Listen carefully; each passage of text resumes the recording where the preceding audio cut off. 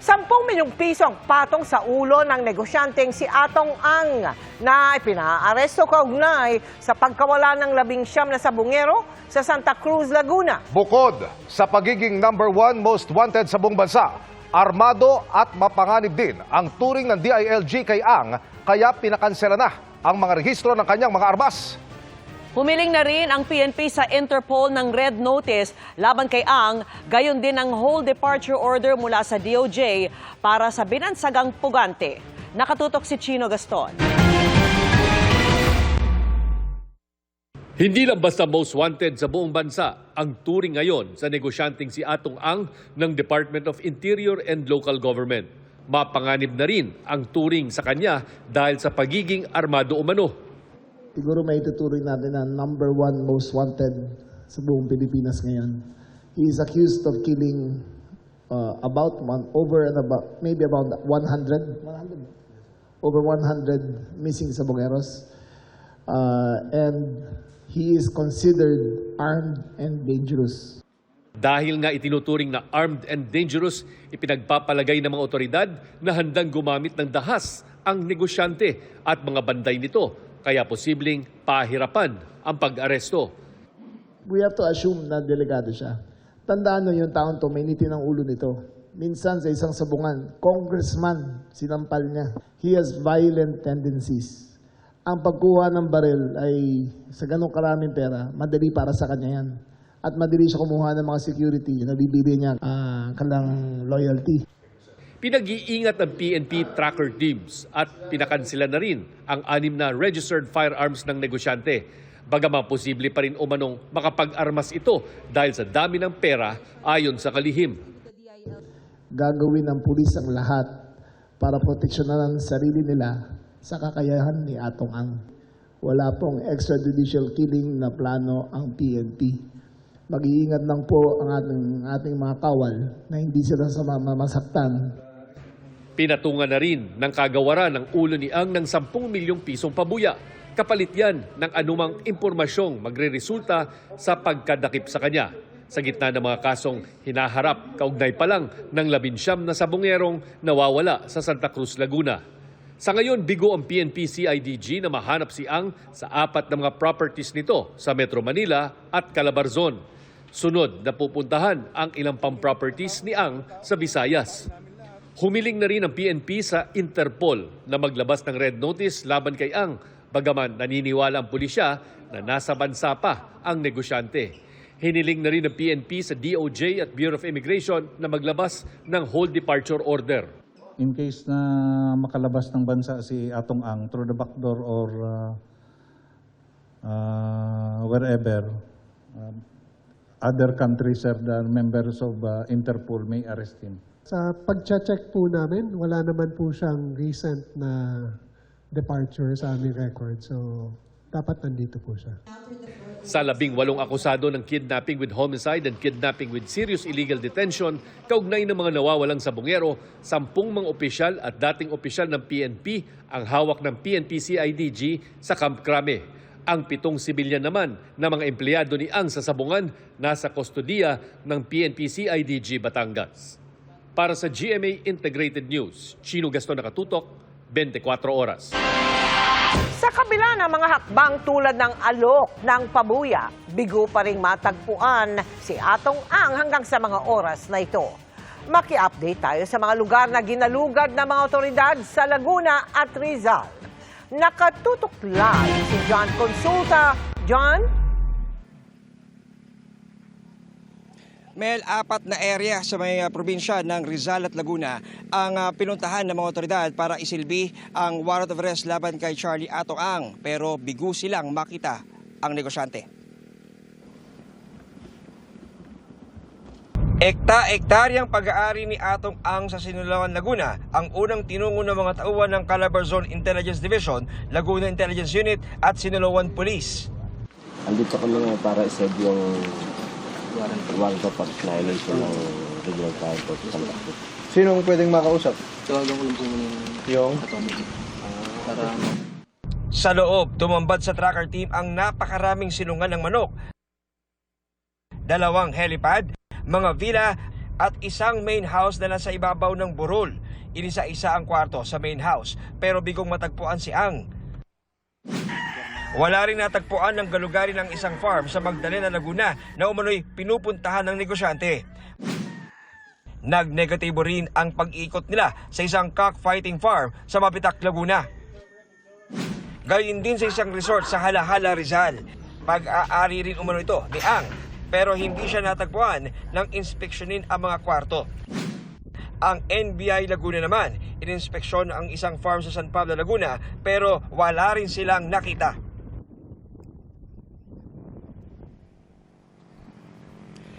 Mel, bagamat nagdagtibo nga dito sa binisitang farm sa may bahagi ng Mabitak, Laguna na di umano ay pagmamayari ng kapatid ni Charlie Atong Ang. At itong isang napakalaking farm na may laking lawak na 400 hectares, Mel, no? Dito sa may bahagi ng Sinaloan, Laguna, nangako ang Calabarzon Police at Regional Intelligence Division 4A na patuloy ang kanilang magiging pagmamonitor at pag-iikot para isilbi ang warat laban sa negosyante. At yan mo ng latest mula rito sa Laguna, balik sa iyo, Mel.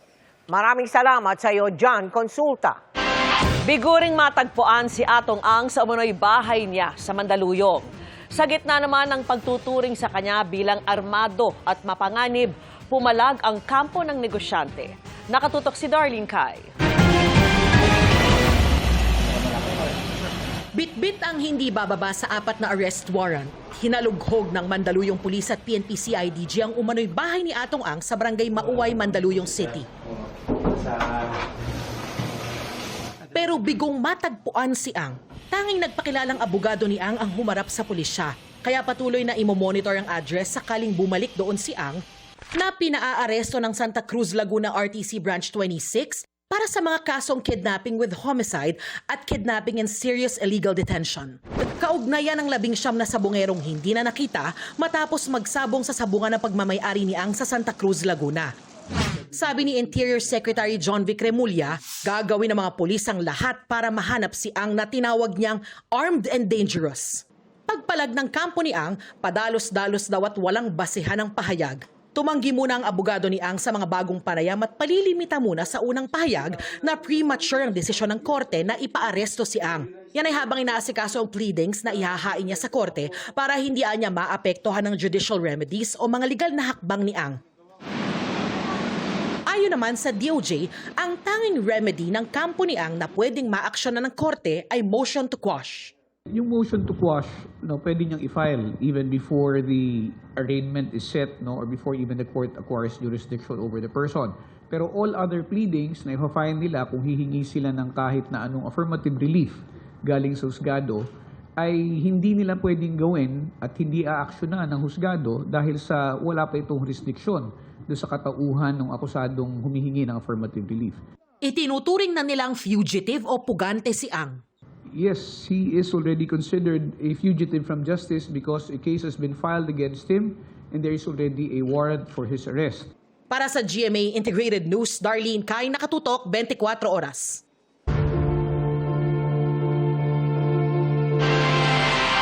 State witness na ang 3 dating DPWH engineer at isang kontratistang sangkot sa manumalyang flood control project sa Bulacan ayon sa Justice Department. Pero paglilinaw ng kagawaran, maaari pa rin silang mapanagot sa ibang mga kaso. Nakatutok si Sandra Aguinaldo.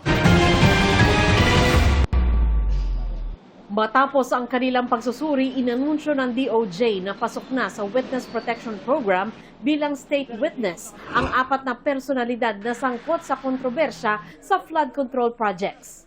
Yan sina dating DPWH Undersecretary Roberto Bernardo, dating DPWH District Engineer Henry Alcantara, dating DPWH NCR District Engineer Gerard Apolencia, at kontratistang si Sally Santos. Sila po yung nakikipagtulungan sa Department of Justice para po mapalakas yung ating mga kaso laban dun sa ating gustong habulin. Tandaan po natin, ang konsepto kasi ng state witness, hindi lang ito yung nagbalik ng pera, ha? Yung pagbabalik ng pera ay bahagi lamang ng kanilang pakikipagtulungan sa gobyerno. Dahil mga state witness na, ligtas na sila sa asunto sa kaso kaugnay sa Bulacan Ghost Flood Control Projects. Isa po sa karapatan ng mga state witnesses na ina-admit po sa programa is to be discharged from criminal liability. So yun po yun. Doon po sa particular na kaso na tinutulungan namin sila, ha? Yung tinutulungan nila kami. Pero paglilinaw ng DOJ, maaari pa rin silang mapanagot sa ibang mga kaso. Ayon sa DOJ, kabuuang 1.5 billion pesos ang inaasang ibabalik ng 4 na state witness sa gobyerno. Pero sa ngayon, nasa 316 million pesos pa lang ang naibabalik nila. Pinakamalaki sa ngayon ang naibalik ni Alcantara na 181 million pesos. 80 million naman ang naibalik ni Opolensya, 35 million mula kay Bernardo at 20 million mula kay Santos. Si Bernardo, kinailangan raw magbenta pa ng ari-arian bukod pa sa na-freeze na ng gobyerno ang mga bank account nito. It's in the form of a manager's check and it's partial. Ang pinanggalingan nito ay pagbenta ng isang ari-arian niya, no? At ito pa lang yung down payment para sa ari-arian at kung makuha na yung balanse ay ibabalik din niya, ibibigay din niya dito sa DOJ, no? At ang timeline natin para dun sa balanse ay within the month of January. Pero ang unang dalawang pumiyok sa flood control scam na sina dating DPWH Bulacan engineer Bryce Hernandez at JP Mendoza, hindi raw nag-qualify sa Witness Protection Program. Matatanda ang isa si Hernandez sa mga unang nagbanggit ng mga pangalan ng ilang senador at iba pang kilalang personalidad na sangkot umano sa flood control. Nagbalik pa nga siya ng luxury vehicle sa Independent Commission for Infrastructure. Wala kaming nakikita pangailangan para sila ay discharge namin. At least patungkol dito sa mga kaso na kung saan sila ay parang lumalapit, no, para matanggap bilang mga testigo ng Estado. Pero hindi po ito nangangahulugan na if pagdating po ng when the future comes at meron pong kaso na maari silang tumistigo, maari pa rin namin pong ikonsidera kung ano man ang kanilang ebidensya na ilalahad sa amin. Kasabay ng anunsyong pasok na sa Witness Protection Program si Alcantara, binatikos naman ni Ombudsman Crispin Remulla ang kampo ni Senador Joel Villanueva na siya raw nagpapakalat ng maling balita na umatras na sa kanyang testimonya si Alcantara.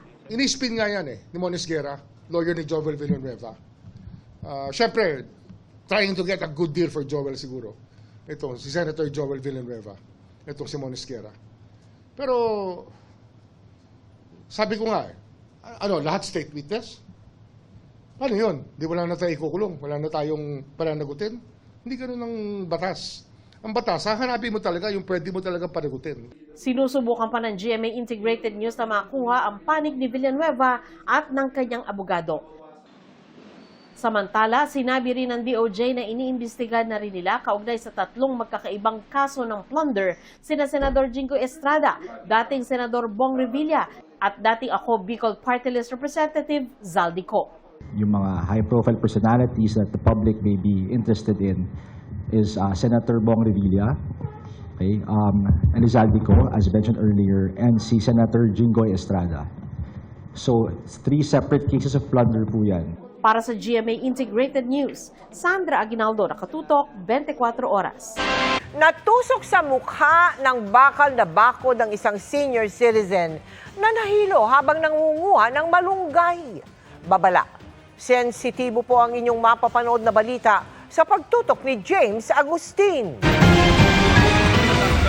Makapigil hininga ang rescue operation sa mga otoridad sa isang 65 taong gulang na babaeng senior citizen sa barangay San Agustino, Valiches, Quezon City nitong Martes ng umaga. Ang mukha kasi ng biktima natusok ng bakal na bakod ng plant box.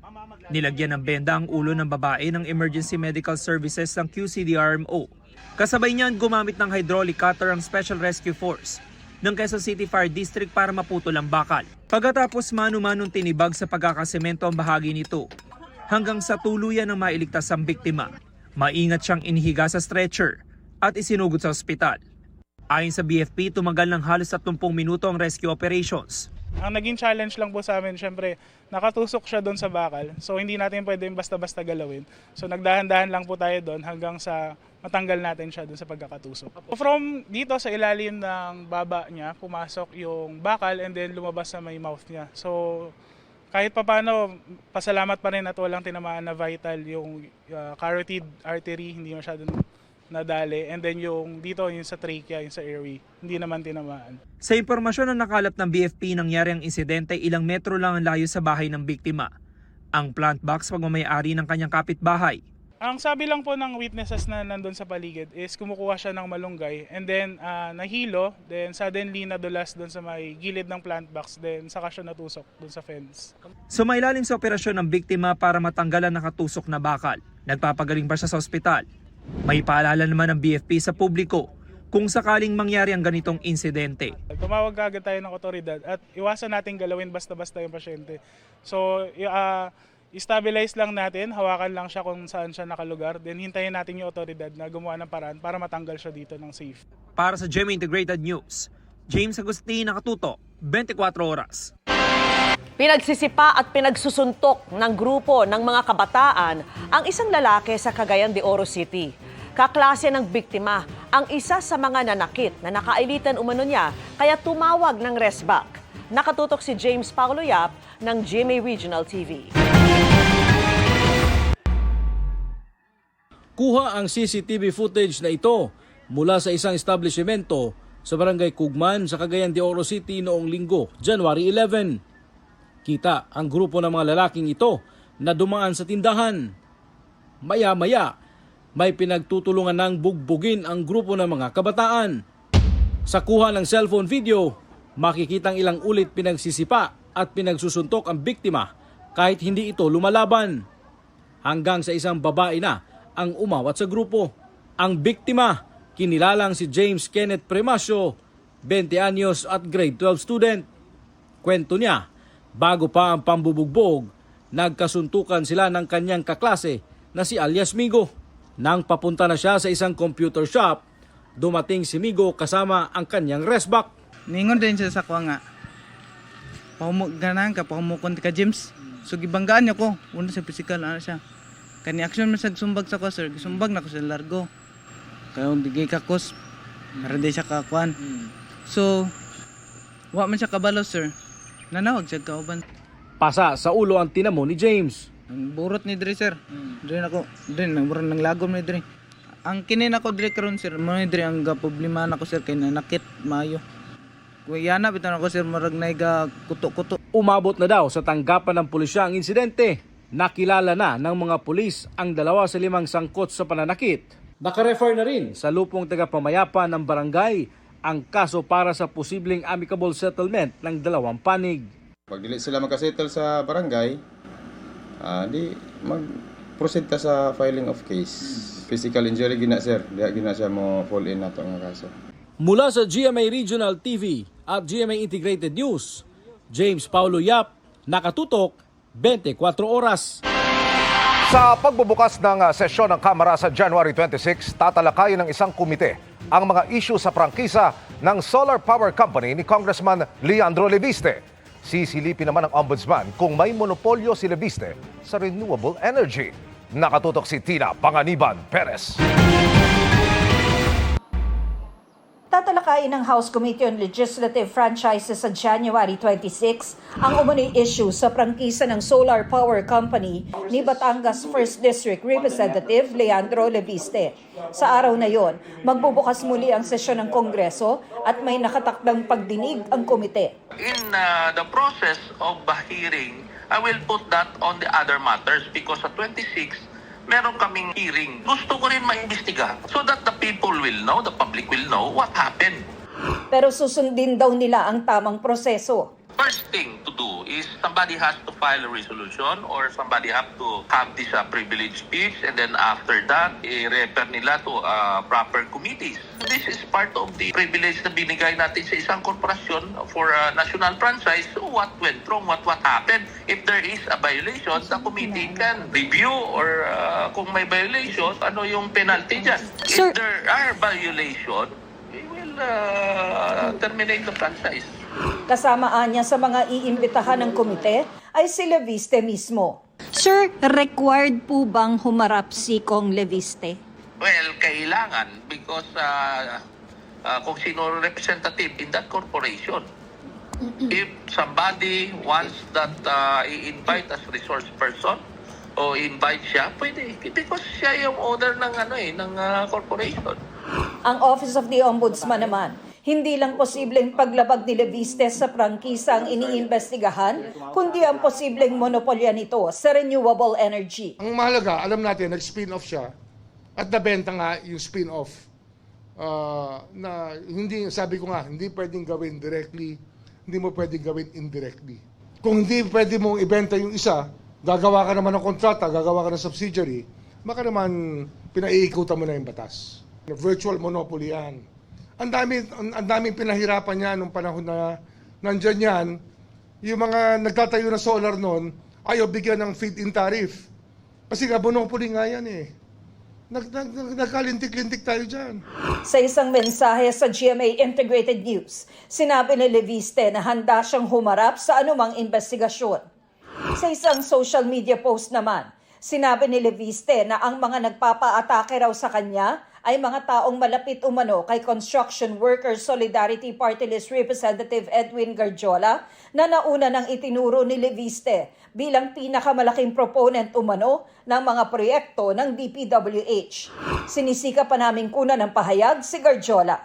Para sa GMA Integrated News, Tina Panganiban Perez, nakatutok, 24 oras.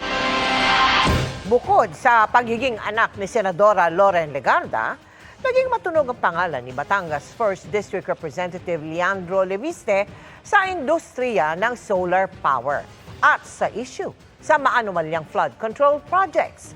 Nakatutok si Mav Gonzalez. Sa industriya ng solar energy, unang lumikha noon ng pangalan si ngayoy Batangas 1st District Representative Leandro Legarda Leviste. Sa edad na 20 taong gulang, ang anak ni Senadora Loren Legarda itinatag noong 2013 ang Solar Philippines Power Project Holdings Incorporated na ayon sa kumpanya ay siyang pinakamalaking solar company sa Southeast Asia. At sa loob lang ng isang taon, nakakuha ang kumpanya ng kaliwat ka ng kontrata mula sa Department of Energy. Noong 2016, pinasinayaan ng Solar Philippines sa Calatagan, Batangas ang anilay kauna-unahang solar farm sa Pilipinas. Si Pangulong Noynoy Aquino pa ang panauhing pandangal noon. All of us owe this to you, Mr. President. Isang taon makalipas, si Pangulong Rodrigo Duterte na ang kanyang panauhin sa pagpapasinaya sa pabrika ng Solar Philippines noong 2017 sa Santo Tomas, Batangas. Mr. Leandro, I said, keep it up. You are a visionary. And if by perchance you become a public official, ang kailangan mo lang is the will to implement and to do it. Kabilang sa mga proyekto ng Solar Philippines ang solar energy system ng ilang mall. Sa 2021 General Information Sheet ng Solar Philippines, kasamang incorporator ni Leviste ang isang Amena F. Pangandaman at 3 iba pa. Bukod sa Solar Philippines, nag-invest din ng bilyon-bilyon sa kumpanya ni Leviste ang ilang bigating negosyante ng Pilipinas, gaya ni Enrique Razon Jr. at Manny Pangilinan. Noong 2019, binigyan ng 25-year Renewable Energy Distribution Franchise ang Solar Para sa Bayan Corporation na pag-aari rin ni Leviste. 26 na taong gulang siya noon. Kahit kinontra ito ng ilang stakeholders sa energy sector dahil masyado umanong pabor kay Leviste, pumasa ito sa Kongreso. Ang ina ni Leviste na si Senadora Legarda nakaupo bilang senador noon. Pero aniya, hindi siya nakialam para pumasa ito sa Kongreso. As you know, I abstained. That is my son's company of which I'm not an owner. And in the words of the sponsor, it is a social justice legislation. I think it's, but I abstained out of delicadeza because it's owned by my son, a 25-year-old entrepreneur. Kalaunan pinirmahan ito ni dating Pangulong Duterte at tuluyang naisabatas ang prangkisa ng Solar Para sa Bayan. Binigyan ito ng kapangyarihan ang Solar Para sa Bayan na magtayo, mag-operate at mag-maintain ng solar-powered facilities sa mga lugar na walang kuryente o underserved. 2025, naupo si Leviste bilang kongresista ng 1st District ng Batangas matapos talunin ang incumbent na si Eric Buhain. Nang pumutok ang flood control controversy, umugong ang pangalan ni Leviste nang ibunyag niya ang umano'y tangkang panunuhol ng isang district engineer sa Batangas kapalit daw ng pagpapatigil sa investigasyon sa mga anomalya at irregularidad sa mga proyektong infrastruktura ng DPWH sa unang distrito ng Batangas. Isiniwalat din ni Leviste ang binansagang Cabral Files na naglalaman umano ng insertions ng ilang mambabatas at miyembro ng gabinete sa budget. Nitong Enero, sinabi ni Ombudsman Jesus Crispin Remulla na iniimbestigahan nila si Leviste dahil umano sa pagbebenta ng prangkisa ng solar para sa bayan sa Meralco Power Gen Corporation o MGen. Pero paglilinaw ng MGen, shares ng isa pang kumpanya ni Leviste na SP New Energy Corporation ang binili nila mula 2023 hanggang 2025 at umabot ang transaksyon sa mahigit 22 billion pesos. Inanunsyo naman ni Energy Secretary Sharon Garin na halos 12,000 megawatts ng mga kontratang ibinigay sa Solar Philippines ang kinansela noong 2024 at 2025 dahil sa hindi pagsunod ng kumpanya sa kontrata. Nangihingi ngayon ng 24 billion pesos na penalty ang DOE mula sa Solar Philippines. Ayon kay Garin, walang record sa DOE na nailipat na ni Leviste ang ownership ng Solar Philippines. Bago umupo sa Kamara, sinabi ni Leviste na nag-divest siya sa SP New Energy Corporation na subsidiary ng Solar Philippines. Sa public ownership report na inupload sa Philippine Stock Exchange website ngayong araw, inilahad ng SPNEC na pagmamay-ari ni Leviste ang mahigit 9.35 billion shares o 18.66% ng outstanding common stock ng kumpanya. Nauna nang sinabi ni Leviste na sasagutin niya ang mga isyong ipinupukol sa kanya sa pagbubukas ng sesyon ng Kongreso sa January 26. Para sa GMA Integrated News, Mav Gonzalez, nakatutok, 24 oras. Good evening mga kapuso! Are you ready to groove and show us your move? Nagbabalik for a second season ang kolabanan ng Stars sa Sayawan na Stars on the Floor. Makakasama ulit dyan as host si Alden Richards kasamang isang bagong miyembro ng Dance Authority Panel. Kung sino, ichichika ni Aubrey Carampel. Matapos painitin ang dance floor sa successful run ng first season ng Stars on the Floor, the dance showdown continues dahil magbabalik ang Kapuso Reality Dance Competition. Last year, bigatin ang lineup ng celebrities and digital dance stars. Rajud and Dasuri. Kung saan itinanghal na ultimate dance star duo, sina Rojun Cruz at Dasuri Choi. Sa pagbabalik ng kolabanan ng Stars sa Sayawan ngayong taon, new set ng Kapuso celebrities ang magpapasiklab kasama ang ilang kilalang P-pop group members. Sobrang excited nga ang nagbabalik host na si Asia's multimedia star Alden Richards. Mga leaders ng P-pop groups, when it comes to the celebrities naman, meron tayong leading man, Kapuso leading man, may Kapuso leading lady tayo, meron tayong second generation, anak siya ng isang kilalang dance group before. Tapos meron din tayong very famous na girl group. Kung may nagbabalik, mayroon ding bagong aabangan. Kabilang ang bagong Dance Authority Panel na matinik din pagdating sa sayawan. No other than si Kapuso Total Heartthrob, Raver Cruz. First time ni Raver na maging judge ng isang dance competition. Ito talaga yung masasabi ko na passion, minahal ko, and kung may isang strength man ako talaga na may offer, yun yung dancing. And dancing din yung naging passport ko para mapunta sa kinaroroonan ko ngayon. Excited na ako na mapakita kung paano ako as a judge and na syempre magbigay wisdom din. Ready na raw si Raver na masaksihan ang pagpapakitang gilas ng dance duos, lalo at nakita raw niya kung paano nag-challenge ang kapatid na si Rojun. Nakita ko yung dedication niya, yung hirap ng mga routines, yung sakit ng katawan niya after ng show. Pero all worth it. All worth it sa show na to. Looking forward na rin si Raver na makasama ang mga nagbabalik ding dance authorities na sina Coach Jay Joseph at si Kapuso Primetime Queen Marian Rivera. At syempre, mas intense raw at level up ang hatawan sa dance floor na mapapanood na soon. I think the support of the people, yung nung nakita nila na the way we handled the art of dancing and showcased it in such a way na na-appreciate nila and naging part sila ng journey ng show. Aubrey Carampel, updated sa Showbiz Happening.